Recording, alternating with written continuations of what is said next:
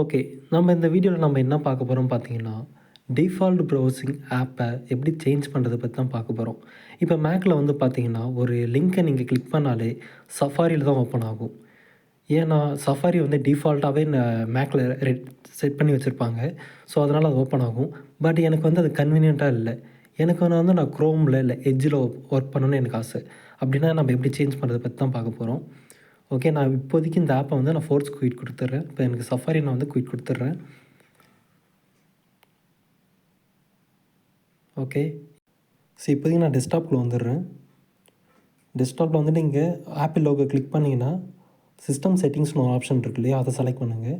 இதில் வந்து பார்த்தீங்கன்னா டெஸ்க்டாப் அண்டு டாக்குன்னு ஒரு ஆப்ஷன் இருக்கும். ஸோ நீங்கள் அதை செலக்ட் பண்ணுங்கள். இதை நீங்கள் இப்படி ஸ்க்ரோல் பண்ணிக்கிட்டே வந்தீங்கன்னா இங்கே பார்த்தீங்கன்னா டிஃபால்ட் வெப் ப்ரௌசர் அப்படின்னு ஒரு ஆப்ஷன் இருக்கும். ஸோ அதில் வந்து டிஃபால்ட்டாக சஃபாரி தான் இருக்கும். இப்போ நான் அதை வந்து சேஞ்ச் பண்ணி நான் இப்போ க்ரோமுக்கு செலக்ட் பண்ணிடுறேன். ஓகே. இப்போ செலக்ட் பண்ணியாச்சு. இப்போதைக்கு இந்த ஆப்பை க்ளோஸ் பண்ணிட்டு இப்போ நான் ஓப்பன் பண்ணி காட்டுறேன். ஓகே. இப்போ சக்ஸஸ்ஃபுல்லாக சேஞ்ச் ஆகிடுச்சு. ஸோ இப்போதைக்கு வந்து பார்த்திங்கன்னா இது க்ரோமில் தான் ஒர்க் ஆகிருக்கு. இந்த மாதிரி ட்ரிப்ஸ் அண்ட் ட்ரிக்ஸை தெரிஞ்சுக்க என்னை ஃபாலோ பண்ணுங்கள். தேங்க்யூ. பாய்.